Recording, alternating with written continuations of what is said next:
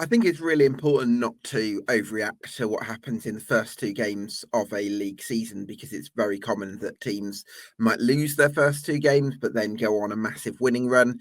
I think Plymouth Argyle, when they won promotion from League Two in 16-17, they lost their first two games and then went on this crazy winning streak.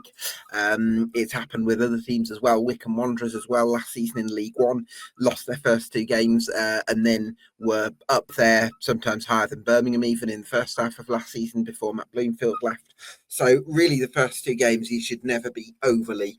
Newcastle as well, if you want to give it another example, I think lost their first two when they won the championship title in 2017.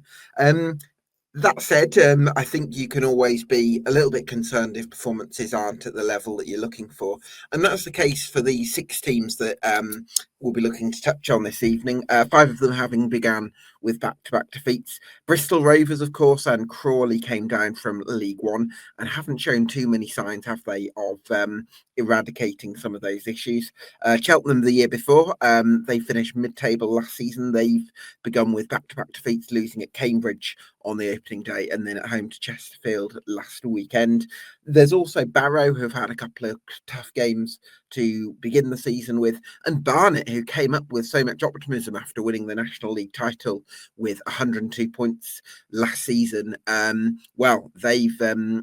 They've begun with back-to-back defeats, losing at home to Fleetwood on the opening day and away at Bromley. And then Shrewsbury, another team that are suffering that hangover from relegation from League One last season. They did actually manage to get a point on the opening day at home to Bromley before being thrashed 4-0 at Tranmere Rovers before another disappointing performance at Grimsby in the EFL Cup in midweek. So which are the teams that we can be confident are going to pick things up, and which of the teams are we a little bit worried about? That's what we're here to discuss on this League Two podcast. If you like what we do here, you can do us a massive favour by getting subscribed to us on YouTube and on Spotify. Delighted to be joined this evening by Ed Walker, an expert on all things fourth tier. Ed, thanks so much for joining us this evening. It's very early, isn't it, to draw any major conclusions about the direction of teams, but you can see some red flags at this early stage. Yeah, I think there has to be a few red flags, don't there? Feel like we're going to repeat ourselves from last week and just kind of say we can't form major conclusions yet, but can kind of just observe what's happened so far and comment on that. If there are some red flags, it's probably Shrewsbury and Crawley over most at the moment, I'd say. Just on account of very recent results. Both have had one of their two games where they've just basically looked second best in all areas. Yeah. Crawley being opening day and their defeat at Grimsby, and Shrewsbury that defeat at Tranmere the weekend just gone. Alarming from both perspectives, and no real confidence booster either from their recent League Cup games last night. Yeah, I completely agree. I think from Crawley's point of view, they did manage actually an improved performance against Newport County at the weekend. And that was I suppose that was a bit frustrating, wasn't it? Because it did look quite good, and then they're picked off, and it takes till stoppage time to actually grab a goal. It just took far too long to actually make an impact, and Newport punishing them in that situation. Yeah, absolutely. It's interesting. They've got Harry McCurdy as a wing back at the moment. Do you think he's got the required qualities to play as a wing back? No. Never ever thought in my mind when I saw Harry McCurdy star into Swindon how many years ago it was now that we'd find him playing under Scott Lindsay at Crawley in a wing back role, or even dropping a little further back, I think, for their game last night against Swansea. I wonder if this is a little bit of personnel issue at the moment. I'm not sure their main choice is the right wing back available. You'd normally want Harry Forster there, for instance, or maybe someone like Dion Pereira is going to be attempting to that role. We haven't really been able to see those. I think Forster got injured on opening day. I almost wonder if he's kind of there out of necessity at the moment. Yeah, it's either that or they feel Scott Lindsay feels like sometimes you get sort of enigmatic figures that are very much attack minded, that get used to the wing back in a certain system where you have got lots of attacking freedom. But I agree, I think you need a bit of balance there.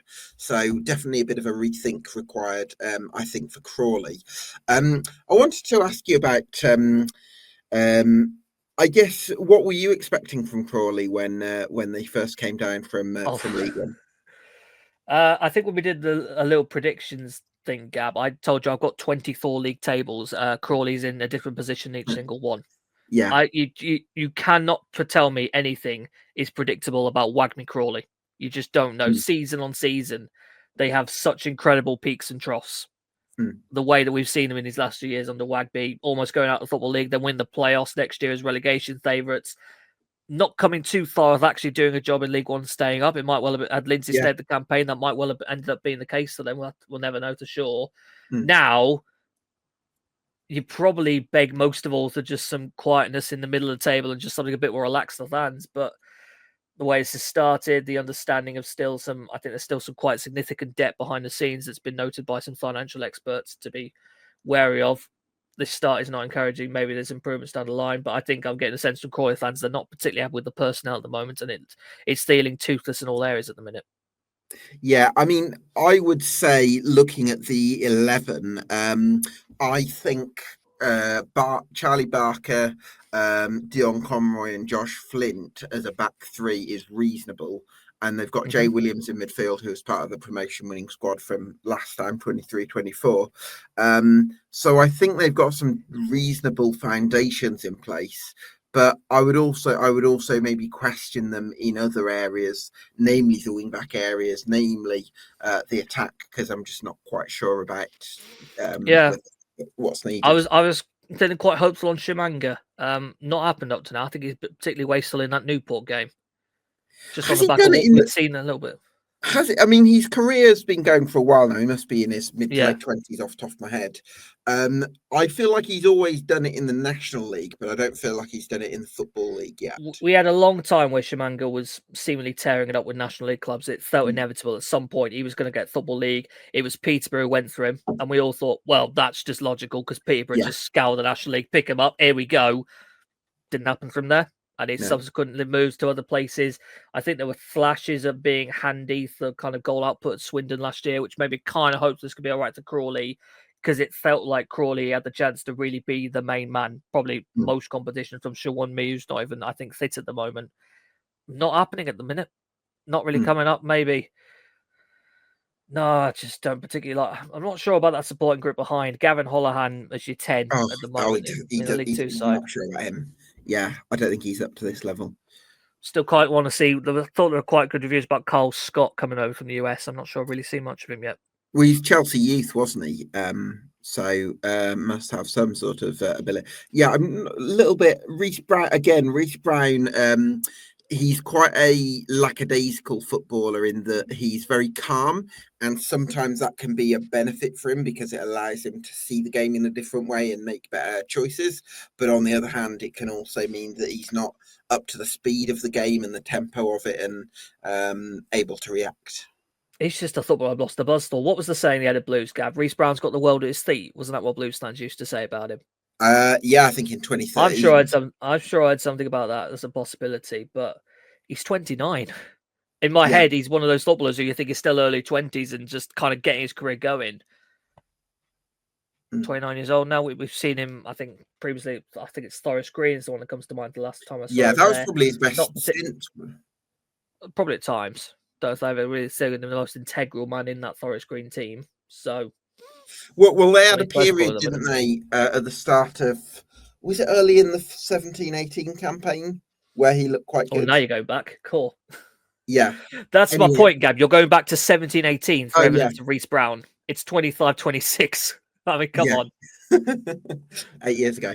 So I'm a little bit unsure about Crawley. Listen, hopefully they can build on that performance against Newport, but a lot of red flags from that opening day thumping by Grimsby. Shrewsbury Town then, Ed, I'm very concerned about them. I think that what you want after a relegation is kind of simplify things, strip everything back. And I don't think my concerns before the season about whether Michael Appleton was a good fit, there's nothing to reassure me from the first 3 games. No, and worryingly, the things we kind of feared could come were the case. He's trying to play Appleton's progressive style with a back three. It just does not suit it. Particularly felt it last night, seeing back the Grimsby Town Cup game. Too many errors in possession. Already lost Will Ball to a red card. The Tranmere result maybe got a little bit silly with the scoreline, but just hugely alarming from a Shrewsbury perspective. And as I've seen Salopcast point out recently, they're just not creating anything either. Yeah, I'm really worried because they've got the likes of Will Boyle and Anderson and Who are really nice individuals, you would say. yeah. Yeah, I agree. And I think this is why, like when I've spoken to people, sort of neutrals about Shrewsbury, they've actually said, oh, they've made some good signings. And I wouldn't actually criticise the profile of those signings. No, I agree, because I remember going back to the earlier part of the summer, and you saw them bringing in Boyle, Anderson, Stubbs, Sam Clucas, decent recent pedigree. But then you kind of looked at this collective as the season started and thought, that under Appleton, are we sure about this? Yeah.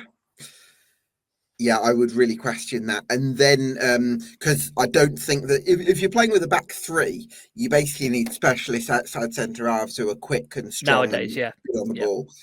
And I don't think they've really got that. Like I've seen Will Boyle play for Cheltenham, and when he's in that sort of left side position, he looks quite uncomfortable on the ball, especially under pressure.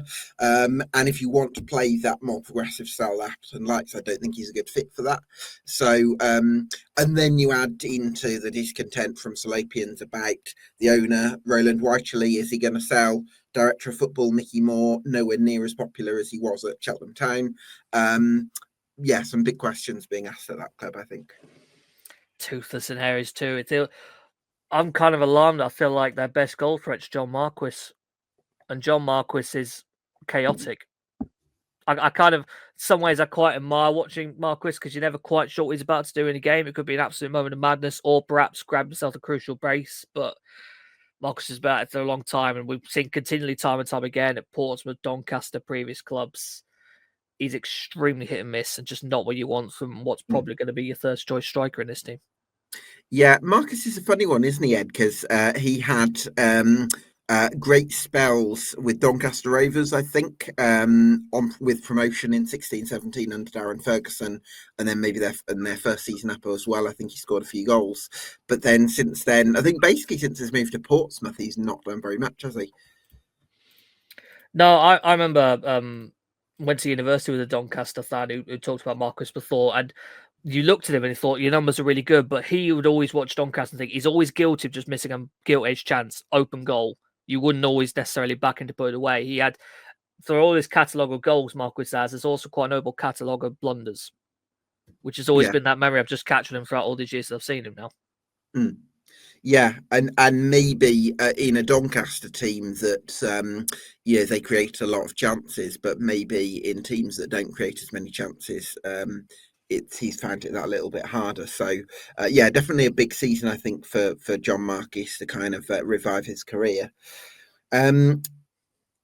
So we'll move on to Bristol Rovers then, Ed, because I think they were, if you ask most people for their top three, I think the most common top three was MK Dons, Chesterfield, and Bristol Rovers. That was my three. That was your three as well, and yet for Bristol Rovers, they've been nowhere near it in the first two games.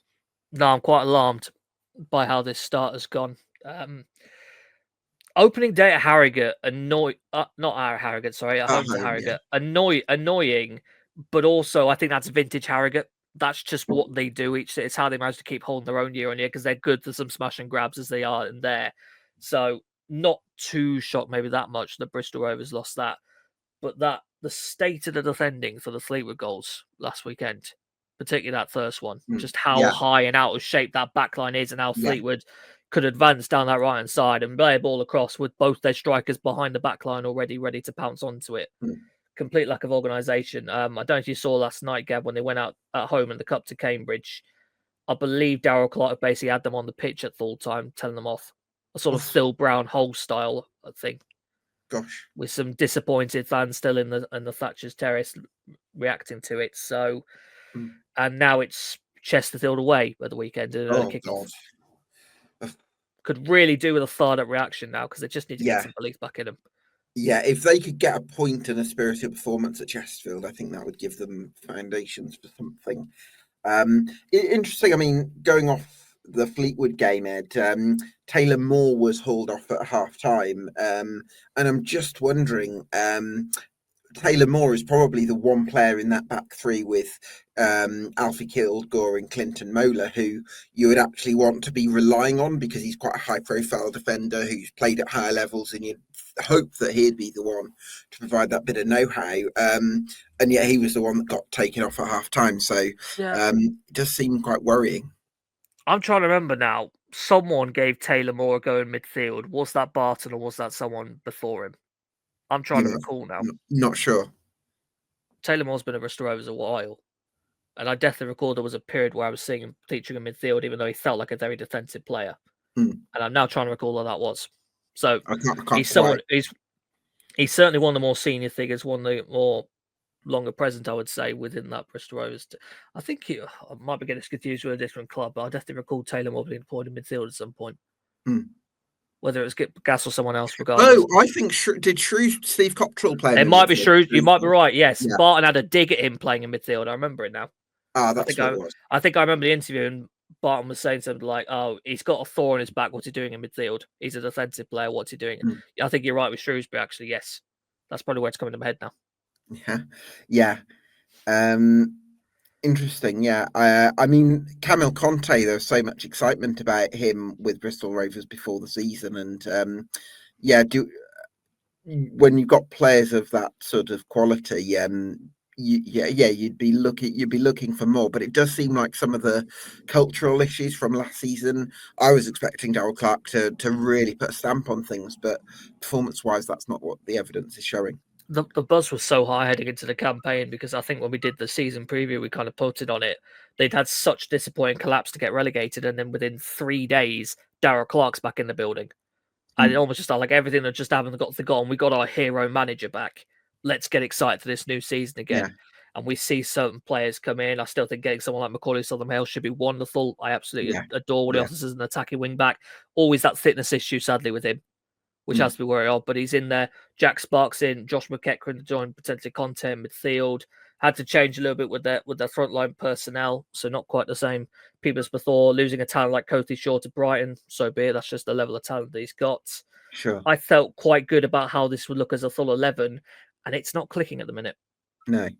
I mean, I feel like Darrell Clarke has done his best work throughout his career when he's had a core of go-to leaders who kind of share his mentality and can kind of police the dressing room for him.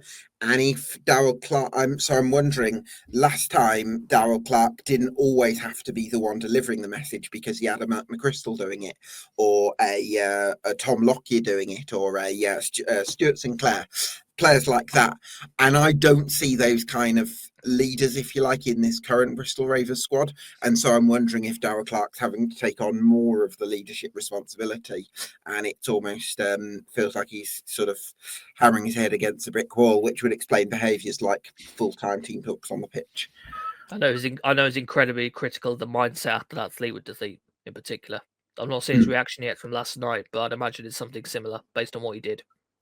Yeah, and he's not somebody who will keep his powder dry early on. He'll say what Absolutely he thinks, which I think can be it could go one or two ways. Like his honesty could could nip things in the bud right now and get things right, but it could also actually exacerbate. You would like to think, because this is, if it breaks with support, it's going to take. It'd be quite bad for him to get broken with supporters, given the affinity he has to this place. So he's got that on his side, whereas you might throw in some new faces. If this was a new face manager right now, you might already start people going, is the man in the dugout maybe a problem here? Clarke's got to hang on to that for, I'd say, several months yet until that gets anywhere near toxic. Yeah, I completely agree. I think there's going to be a real support from him from Gasheads, so that's definitely something that he's got on his side. But I think what we're going to see is Darrell Clarke making some ruthless calls in terms of giving players, basically making sure that he's got a team on the pitch that is going to deliver the non-negotiables, the intangibles, and I think he's got to make some big calls to make sure that happens. Yep. Barrow then, Ed. On the one hand, I kind of want to recognise that Barrow have had a couple of tough fixtures and they are one of the lower budgets in the division. But I'm also, given how much some experts, people who follow the National League, rate Andy Wing. There's part of me that's a little bit disappointed that Barrow haven't kind of laid a glove on their opponents so far and maybe been a bit conservative. Yeah, I sit more in the first camp at the minute. Chesterfield away and MK Dons at home is your first two. They're probably the two promotion favourites. Sure. I'm not going to beat them up for having 0 points from that. Maybe they'd like a goal. The MK one, I think probably on the balance of the game, it was a deserved result. And MK just ran away with it at the end, and they exploited particularly the pace they've got on the counter attack, and that looks absolutely frightening when those guys are on it. Chesterfield, just think they're going to do that to plenty of sides this season with the quality they've got. So I'm not too down on them. I'm still not quite sure if Wing's down his preferred shape, particularly with his forward areas. I think he wants in his Cameron as a bit more of his focal point in the line, but he's got a lot of options to play in those kind of two loose tens behind him. And I'm not sure if he knows quite yet what he wants from that, whether it's Barkhazen, Mahoney, whether he wants to put maybe some like Earring further forwards there. There's a few options at the moment. Yeah, my sort of question mark is a little bit around where the goal's going to come from, and it was a question that was raised in pre-season, but they only had 2 shots last time out, which is a bit of a worry for me. And they have brought in Tyler Walker. Didn't start last time out, but yeah, but I don't know. Is Tyler Walker a bit of a Reece Brown gap where we ask how far back you got to go through evidence says, look at Tyler Walker, this is what you can do. 100%. It feels like a while since I've had a buzz to that man. I agree. I remember seeing him start for Nottingham Forest against QPR, and he scored and looked like a really exciting. What year was that? 2017. There you go. There you go. Sorry, Tyler. Yeah, no, I think, I think more recently he had was it the 1920 season with Coventry where he scored a lot of goals and looked. That's pre-COVID, Gab. That's a different millennia as far as I'm concerned. Football pre-COVID and post-COVID are different time periods to me now. Okay. It just feels so far back. Different decade, yeah. So where was I? Yeah, so again, I mean, you got Raheem Harper as one of the 10s and Tom Barkhouse. Innes Cameron, the feedback I think from Scotland that I got is that he's a real workhorse and can maybe facilitate chances for other players, but isn't necessarily going to score the goals himself. So I think Andy Wing's got to work out who's going to be the ones chipping in with the goals this season. And I would also say Raheem Harper is not a 10. No, he isn't. Certainly not. He's a guy you almost play in a 6 position, but then again, you have Regan Booty, who's that kind of player, really. And I'd rather play Regan Booty over Raheem Harper. I think I said this last week. I feel like I'm repeating myself. Yeah, absolutely. They are playing with inverted wing backs as well, which I'm quite in that they've got Ben Jackson, who's left-footed on the right, and Elliot Newby, who's right-footed on the left. So that's something that's been continued from the season just gone. Actually, I remember Wing was playing that in the back end of last year too. Yeah, so intrigued to see how that all amalgamates. But yeah, I agree with you, Ed. I think nothing to worry about too much because it has been tough opposition, but I would like to see a little bit more in terms of chance creation and threat from Barrow in coming games. Cheltenham Town, I was actually at their 2-0 defeat to Chesterfield, and again, I think you've got to give them a bit of leeway based on the fixtures that they've had so far. One thing I did really like was the impact of James Wilson, who played on the right of the back 3. I think he's going to bring a lot of experience and know-how to the Cheltenham defence, which was a bit of a weak point for them last season. I'd be quite hopeful that they might be a little bit better defensively this year, but certainly some challenges in the more creative sense. How about the Ipswich lad, Mazionis? Yeah, Mazionis looks good. Yeah, he's a real unit, isn't he? Are you getting a bit of Elkin Baggett out of him? Is it the size? Yeah, possibly. Am I just saying tall guy from Ipswich, Elkin Baggett Mark II? Is that what I'm doing? Is that getting quite lazy? Yeah, absolutely. Maybe that's the case. Anyone who's tall from Ipswich. Yeah, Connor Wickham. No, I think... Yeah, I felt like Cheltenham, they basically played with wing backs. So they've got Arkle, Jude Boyd, and Ethan Archer actually played the left wing back, which I don't think really suits him. And for much of that game, they were quite deep. And Cheltenham were fairly competitive in the first half and actually started reasonably well before Chesterfield grew into it. And then in the second half, Chesterfield just flew up the gears and really took control of the game and became too much for Cheltenham. But I think they're missing that kind of creative 10 who can bring everything together and link the play, because they've got Ethan Archer who can produce some good moments. They've got Jordan Thomas, if he stays, who's quite direct and quick, but they need somebody who can link everything in that final third. I feel like I'm experiencing chop and change Michael Flynn again, which was probably one of the things that more irritated me about Cheltenham last year. Felt like you were never quite sure if he was going to stick with his 4-2-3-1 or go to a different shape. The only thing that felt kind of certain with them was Joe Day was going to be in goal, and it was going to be Luke Young and Liam Kinsella as your midfield too. And then everything else around almost kind of put in what you want and put them where you want, it feels like at the minute with them. Yeah, for sure. I think Luke Young, Young and Kinsella, I do think brings a degree of reliability in the sense that you know what you're going to get from them.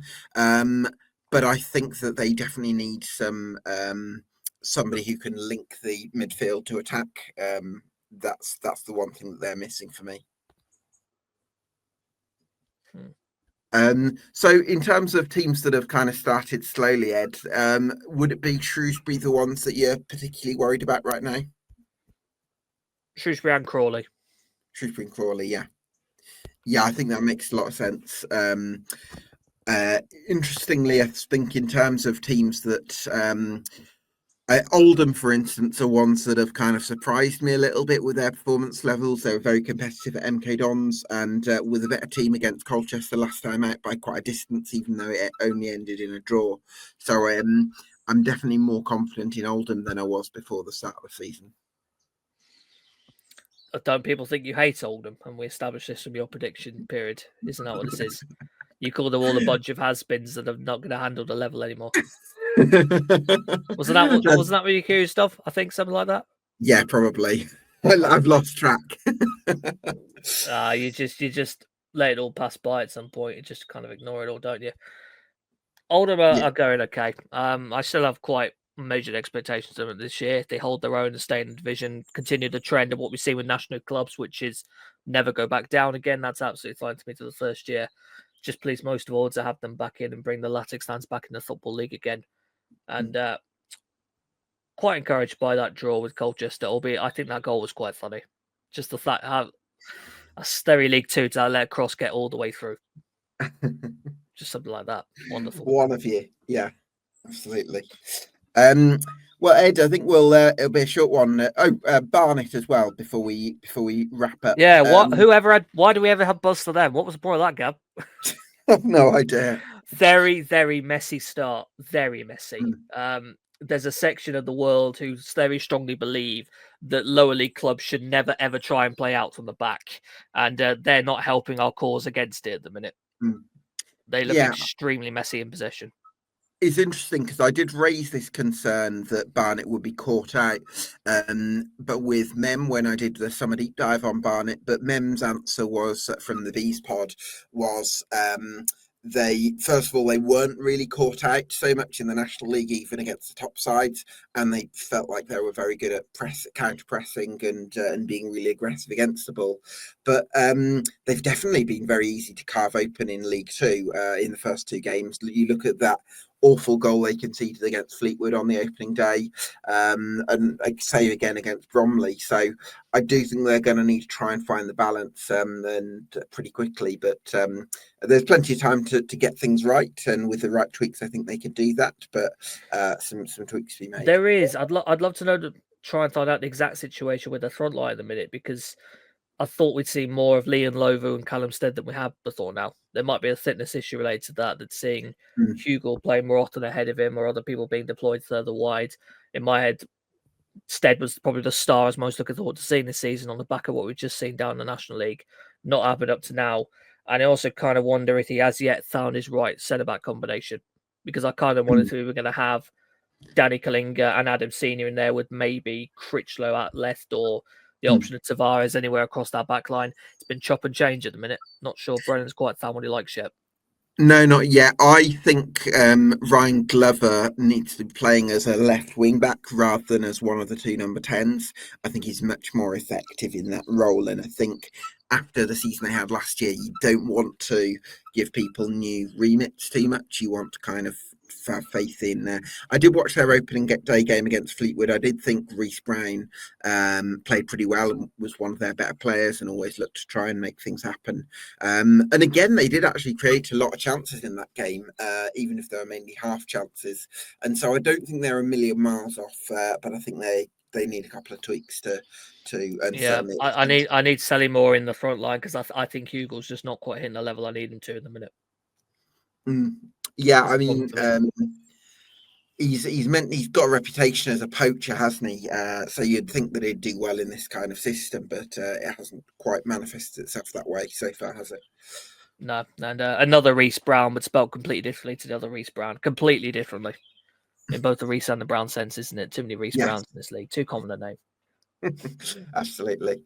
Right, Ed, it's been a pleasure to have you on this evening. Thank you so much for joining us. This has been the EFL Debate League 2 podcast, and we'll see you again for another League 2 podcast next week.